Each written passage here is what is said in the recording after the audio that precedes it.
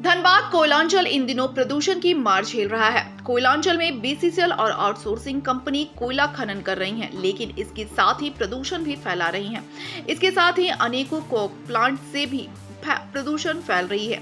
कोयलांचल में बढ़ते प्रदूषण और बीसीसीएल आउटसोर्सिंग कंपनी द्वारा प्रदूषण फैलाने को लेकर पुट की ग्रामीण एकता मंच संस्था सड़क पर उतर गई है। 29 और 30 सितंबर को संस्था पुट की कार्यालय से धनबाद रणधीर वर्मा चौक तक पैदल पदयात्रा निकाल विरोध और लोगों को जागरूक करने का काम करेगी। पुट के थाना क्षेत्र बीसीसीएल बेबी एरिया द्वारा गोपाली चक 13 और 17 नंबर में नए आउटसोर्सिंग पेज स्थल के लिए हजारों पेड़ काटने को लेकर बीसीसीएल कई बार प्रयास कर चुकी है, लेकिन ग्रामीणों के उग्र विरोध के कारण बीसीसीएल सफल नहीं हो पाई है। वहीं संस्था के लोगों ने कहा कि बढ़ते प्रदूषण और पेड़ों की कटाई के विरोध में ग्रामीण एकता मंच 29 और 30 सितंबर को 2 दिवसीय पदयात्रा कर विरोध जताएगी तथा साथ ही लोगों को जागरूक करने का काम भी करेगी। ग्रामीण एकता मंच 25 किलोमीटर पैदल यात्रा कर धनबाद मुख्यालय पहुंचेगी। 2007 से ही प्रदूषण और पर्यावरण के खिलाफ सड़क से लेकर न्यायालय तक संस्था लड़ रही है।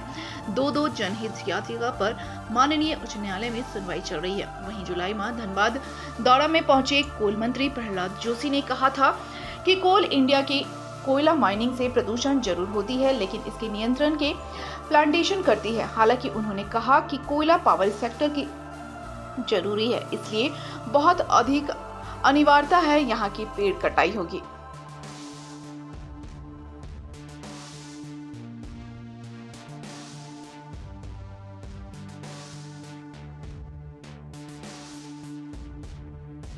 कार्यक्रम को लेकर के हम लोग जो भी जत्था ग्रामीण एकता मंच के द्वारा 2 दिवसीय पदयात्रा का आयोजन किया गया है और यह पदयात्रा 25 किलोमीटर का है और यह पदयात्रा धनबाद में बढ़ते प्रदूषण और पर्यावरण के प्रति लोगों को जागरूक करना और नित दिन आउटसोर्सिंग कंपनियां हरे भरे लाखों वृक्ष काट दे रहे हैं, जिसको लेकर ग्रामीण एकता मंच न्यायालय भी गया है। न्यायालय से सड़क तक आंदोलन छेड़े हुए है। तो यह पदयात्रा धनबाद की धरती पर मेरे होशो हवास में पहली बार होने जा रही है कि कोई पर्यावरण और प्रदूषण के लिए इतना चिंतित है किसी संस्था के द्वारा कि वो 25 किलोमीटर की पैदल पदयात्रा करेगी। पदयात्रा हमारा गोपाली चक नंबर 2 हनुमान मंदिर ग्रामीण एकता मंच के केंद्रीय कार्यालय से प्रारंभ होगी और यहाँ से हम लोग रणधीर वर्मा चौक तक जाएंगे।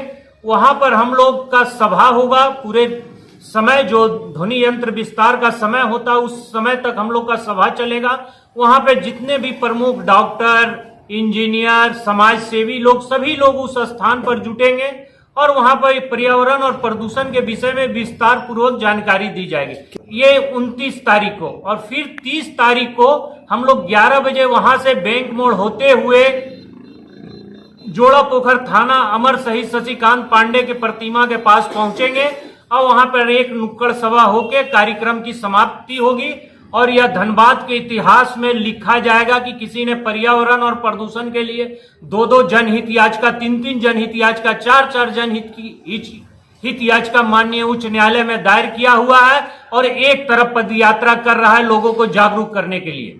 ग्रामीण एकता मंच का एक ही सपना, हरा भरा हो धनबाद अपना। यही लक्ष्य लेकर ग्रामीण एकता मंच 29 तारीख और 30 तारीख को यह पदयात्रा करने जा रहा है। बैठक का उद्देश्य है कि जो आगामी कार्यक्रम 29 और 30 तारीख का है उसी को लेकर के आज हम लोगों ने प्रमुख सदस्यों के साथ एक बैठक की कि यह कार्यक्रम इतिहास में धनबाद के कोयलांचल के इतिहास में पहली बार ऐसा आंदोलन होने जा रहा है। आज तक आंदोलन रोड, गली, नली, स्कूल के लिए हो रहा है, लेकिन आज जलवायु बहुत गंभीर समस्या बन चुकी है पूरे विश्व की, लेकिन खास करके कोयलांचल में यह समस्या बहुत ही विकराल रूप ले लिया है। हम लोगों ने जब इस बड़े बड़े चिकित्सकों से मिला जो इनके पारंगत हैं, उन्होंने बताया कि बीमारी का जो प्रमुख स्रोत है वह प्रदूषण है, क्योंकि आज अनाधून वृक्षों की कटाई हो रही है और पेड़ लगाने के नाम पर सिर्फ फोटो शूट होता है। वह पेड़ 3 घंटा 4 घंटा और पुनः वह समाप्त हो जाता है। और हम लोगों ने अपने सदस्यों को भी बताया, हमारे अध्यक्ष महोदय ने, कि जब हम लोग यात्रा निकले बहुत ही शालीनता के साथ निकले। अगर उस रास्ते में कोई एम्बुलेंस आ जाए, क्योंकि हमें जनमानस को कोई भी तकलीफ नहीं देना है। हमारा उद्देश्य स्पष्ट है कि हम सिर्फ धनबाद में जो प्रदूषण के खिलाफ एक जन अभियान, जिसमें सभी लोग गरीब अमीर, पढ़े लिखे अनपढ़, माता बहन, पुरुष स्त्री सभी से मिल रहे हैं, डॉक्टरों से मिल रहे हैं, वकील से मिल रहे हैं, सभी बुद्धिजीवी वर्ग से मिल रहे हैं कि और उन्होंने भी हम लोगों को पुरजोर समर्थन दिया। उन्होंने धनबाद वासियों से अपील भी कर रहे हैं कि आप इस जन आंदोलन में भाग लें, क्योंकि यह जो जन आंदोलन ग्रामीण एकता मंच के द्वारा हो रहा है, इसका एक ही उद्देश्य है कि धनबाद हो अपना हरा भरा।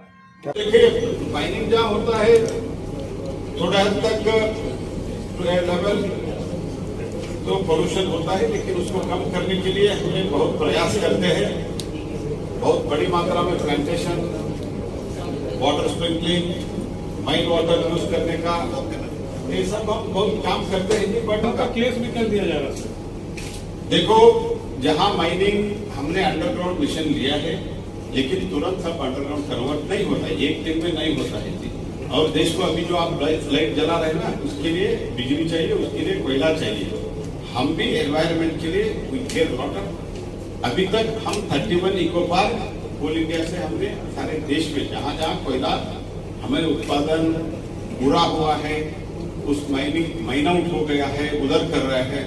अदरवाइज एरिया में भी हम कर रहे हैं। We are equally concern about the environment and sustainability. At the same time जहां हमको देश के लिए एनर्जी सिक्योरिटी के लिए हमको कोयला चाहिए, इसलिए अनिवार्य रूप से जहां होता है हमको